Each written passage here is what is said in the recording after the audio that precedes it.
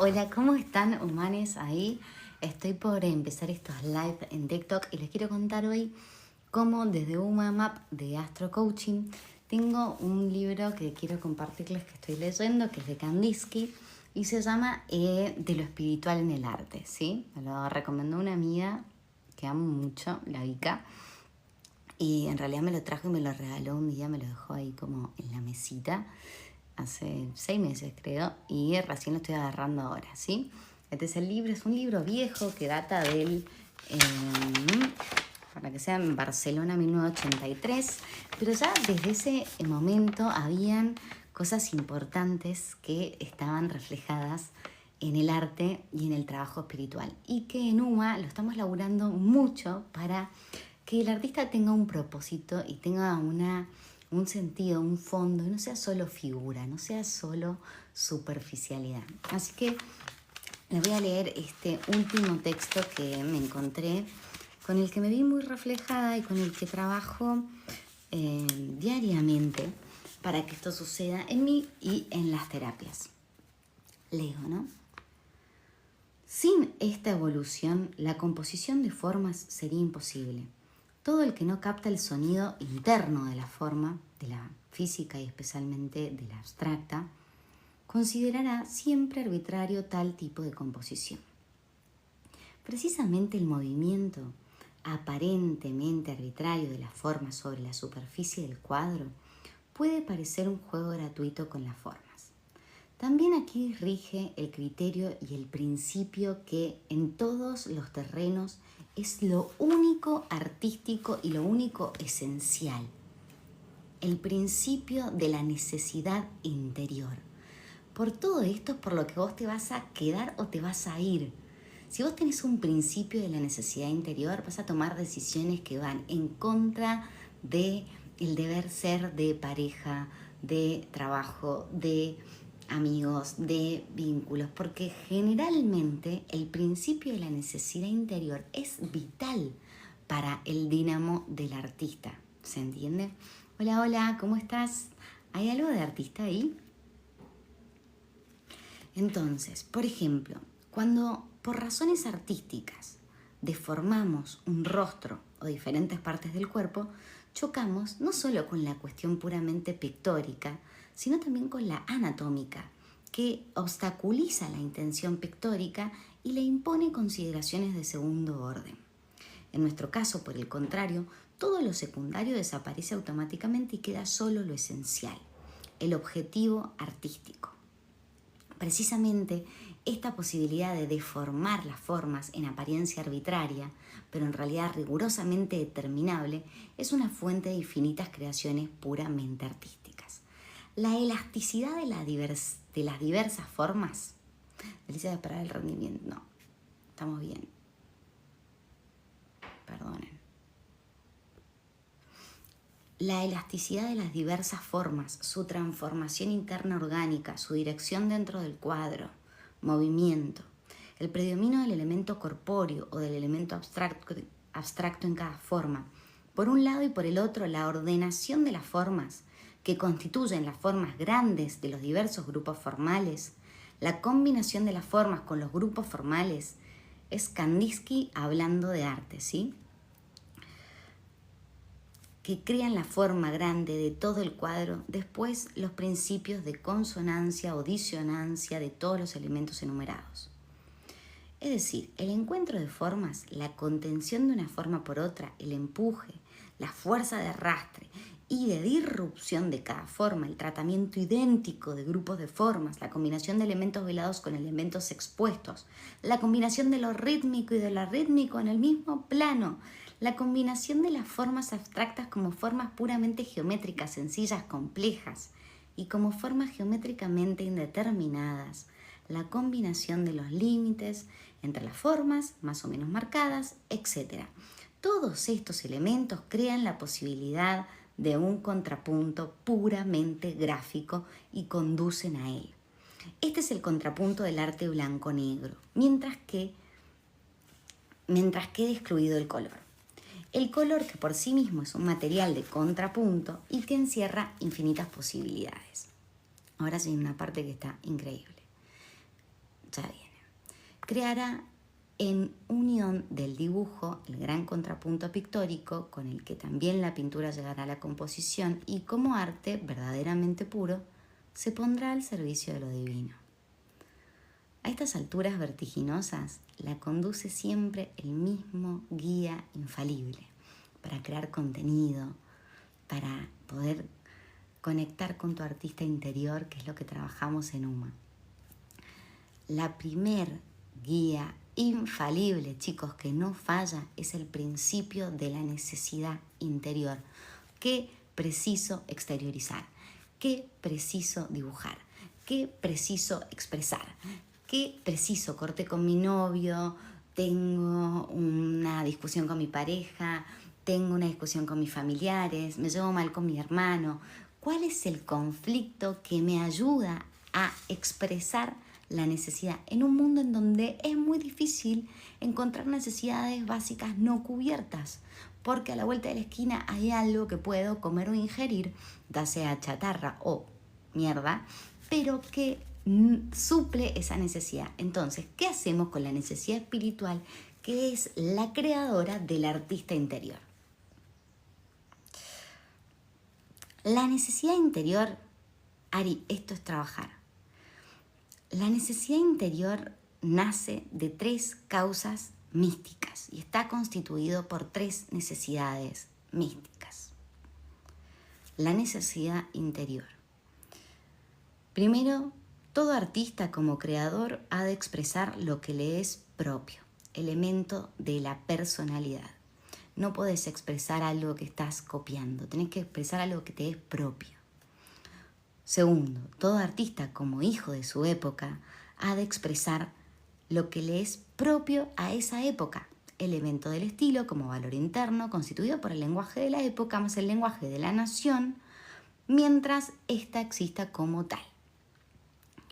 Tercero, todo artista como servidor del arte ha de expresar lo que le es propio al arte en general, elemento de lo puramente y eternamente artístico que pervive en todos los hombres, los pueblos y las épocas. Se manifiesta en las obras de arte de cada artista, de cada nación y de cada época, y que como elemento principal del arte no conoce ni el espacio ni el tiempo. Basta con penetrar en los 2 primeros elementos con los ojos espirituales para que se nos haga patente el tercer elemento. Entonces comprendemos que una columna toscamente labrada en un templo indio está animada por el mismo espíritu que cualquier otra viva moderna. Se ha hablado y se sigue hablando mucho del factor personalidad en el arte, ascendente en astrología. Y de vez en cuando y con mayor frecuencia cada día se habla del estilo futuro. Aunque estas cuestiones son muy importantes vistas desde la perspectiva de los siglos y de los milenios, pierden urgencia e importancia. Solo el tercer elemento de lo pura y eternamente artístico tiene vida eterna.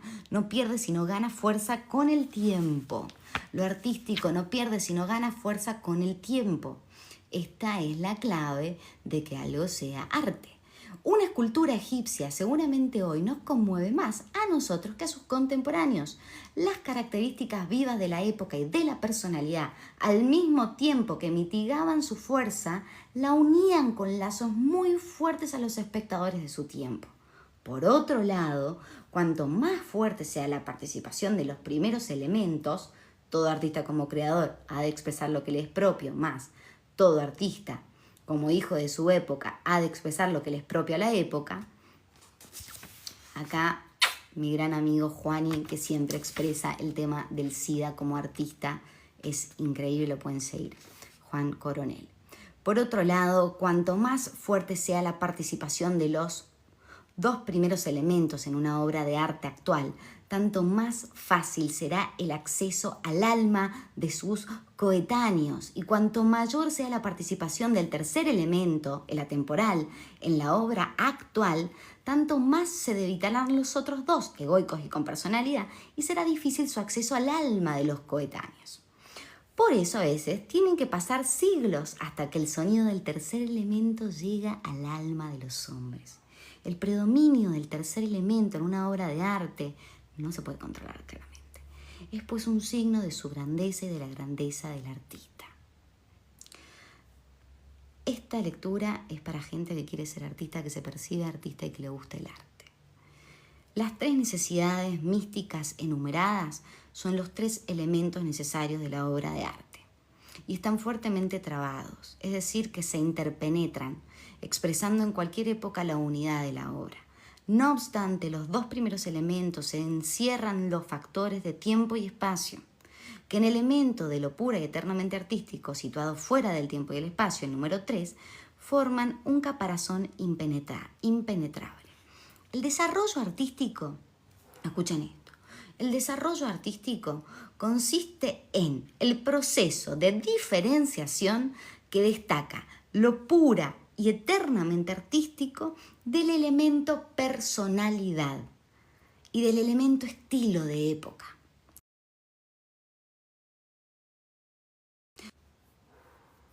No son fuerzas concomitantes, sino también freno. Ojo, pero aceptarlo. El estilo personal y temporal crea en cada época muchas formas concretas que, a pesar de las grandes diferencias aparentes, están emparentadas de una manera tan orgánica que pueden ser consideradas como una sola forma. Su sonido interior no es más que un sonido general. Los elementos personal y temporal son de naturaleza subjetiva, es decir, los podemos controlar. Toda la época quiere reflejarse, expresar su vida artísticamente. El artista a su vez quiere expresarse y elige solo las formas que le son espiritualmente afines. Ojo acá, porque vos no podés expresarte con algo que no es espiritualmente afín a vos. Eso es increíble. Es como yo no podría estar haciendo esto. Poco a poco se va formando el estilo de la época, es decir, una determinada forma exterior y subjetiva. Lo pura y eternamente artístico, por el contrario, el tercer elemento, es el elemento objetivo, que se hace comprensible con ayuda del elemento subjetivo. Si no trabajo mi propio artista, lo que tengo necesidad subjetiva de decir, no voy a llegar nunca a lo objetivo. La ineludible voluntad de expresión de lo objetivo es la fuerza que aquí llamamos necesidad interior y que hoy pide una forma general y mañana pide otra. Nos hace trascender. Esta voluntad de expresión es la incansable y constante palanca, el resorte que impulsa constantemente hacia adelante. El espíritu avanza y por eso las leyes internas de la armonía vigentes hoy, mañana serán leyes externas que solo perdurarán o perduran en virtud de la necesidad que se ha hecho externa. Está claro que la fuerza espiritual interna del arte utiliza la forma actual solo como peldaño para llegar a otros. En pocas palabras, el efecto de la necesidad interior y en consecuencia la evolución del arte son una expresión progresiva de lo eterno objetivo en lo temporal subjetivo. Poético. Por ejemplo, la forma que se reconoce hoy es una conquista de la necesidad interior de ayer. La forma de TikTok es una conquista, pequeños, grandes, de la necesidad de ayer, de sociabilizar, de relacionarnos, de estar viendo rápidamente una expresión. Esta libertad por ejemplo, la forma que se reconoce hoy es una conquista de la necesidad interior de ayer, que se ha estacionado en una cierta etapa de la liberación, de la libertad. Esta libertad de hoy se consiguió a través de la lucha y, como siempre, a muchos les parece la última palabra. Uno de los postulados de esta libertad limitada es que el artista puede utilizar cualquier forma para expresarse, siempre que permanezca sobre el terreno de las formas tomadas de la naturaleza. Pero este postulado es, como todos los anteriores, solo temporal, es la expresión exterior actual, es decir, la necesidad exterior actual. Desde el punto de vista de la necesidad interior, no debe hacerse esta limitación y el artista puede situarse sobre la base interior actual, desprovista de la limitación exterior actual y que podríamos formular así. Escuchen esto porque es hermoso. El artista puede utilizar cualquier forma para expresarse. El artista puede utilizar cualquier forma para expresarse. Así vemos por fin Y esto tiene una importancia enorme para todas las épocas y especialmente para la nuestra. Esto lo escribió Kandinsky.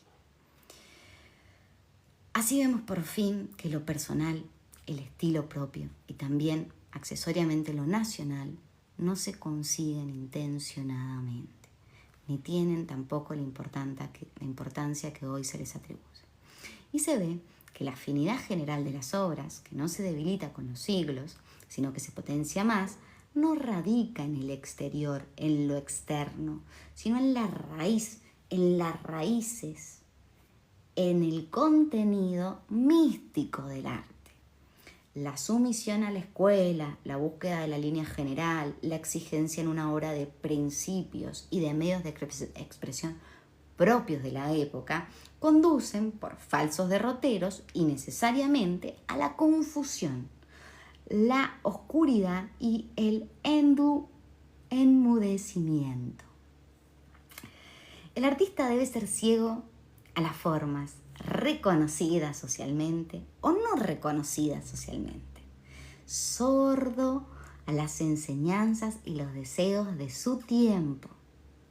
El artista debe ser ciego a las formas reconocidas o no reconocidas y sordo a las enseñanzas y los deseos de su tiempo.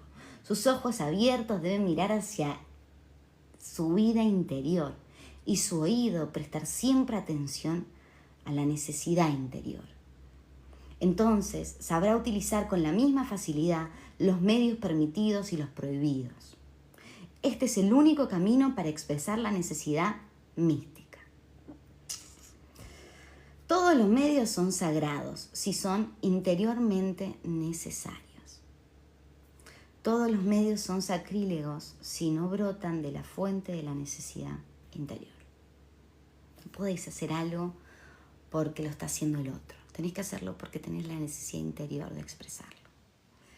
Por otro lado, aunque hoy se teorice hasta el infinito sobre este tema, la teoría, y esto es muy interesante, es prematura en el detalle.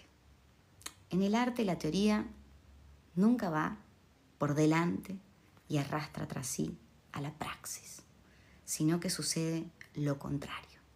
En el arte todo es cuestión de intuición, especialmente en los comienzos. Lo artísticamente verdadero solo se alcanza por la intuición, especialmente al iniciarse un camino. Aun cuando la construcción general puede lograrse por vía de la teoría pura, el elemento que constituye la verdadera esencia de la creación nunca se crea ni se encuentra a través de la teoría. Es la intuición quien da vida a la creación. El arte actúa sobre la sensibilidad y por lo tanto solo puede actuar a través de la sensibilidad. El cálculo matemático y la especulación deductiva, aunque se basen en medidas seguras y pesos exactos, nunca producirán resultados artísticos.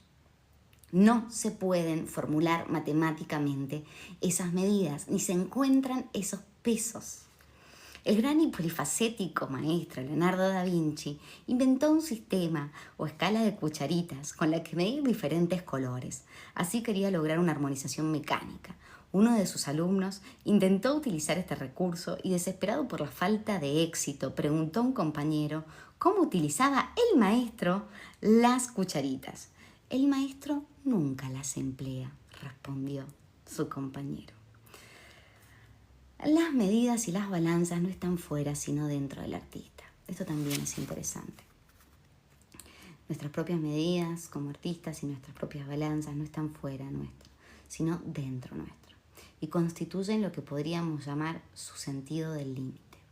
Esto me parece muy importante, nuestro sentido del límite. Su tacto artístico. Cualidades con las que el artista nace y que se potencian hasta la revelación genial gracias al entusiasmo. En este sentido hay que entender también la posibilidad del bajo continuo en la pintura ya presagiado por Goethe. De momento solo intuimos una gramática pictórica de este tipo.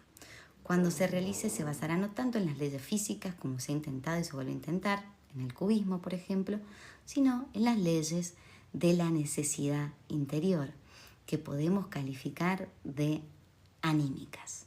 Hola Marcelo.